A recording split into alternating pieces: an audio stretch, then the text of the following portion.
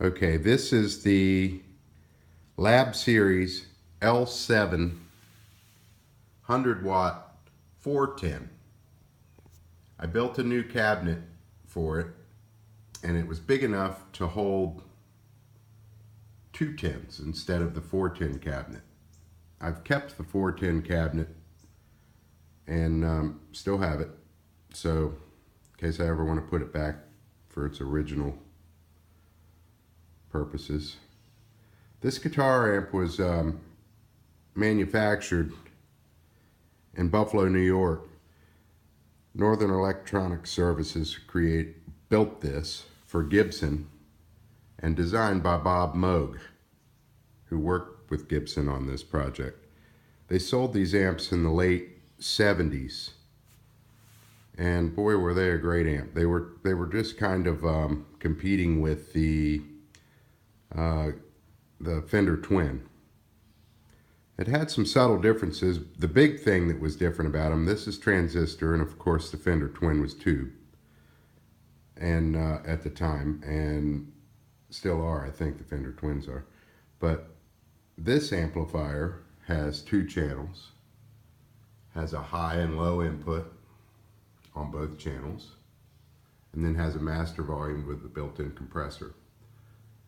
The high and low jacks on this particular amp are the opposite of the Fender Twin.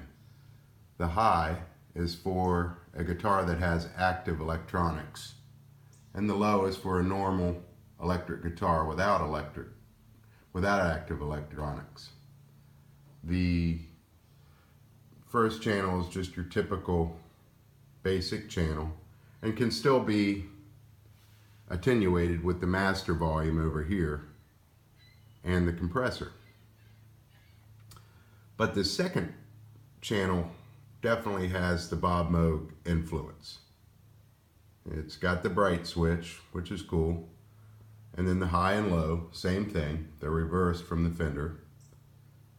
And then you have volume, bass, and this frequency adjusts the frequency on the mid-range, which is really cool. It's very handy. You can really zero in on the frequency you want to pump up on the mid-range. Then you have normal treble, and the multi-filter. Really, I'm not a big fan of them, but they work really well with this particular compressor that was built into the amplifier. That compressor and the multi-filter really zero in on that Texas chicken picking kind of sound, which is pretty cool if you're into doing the Texas chicken picking. The master volume attenuates the volume for both amplifiers. So what a great thing to have.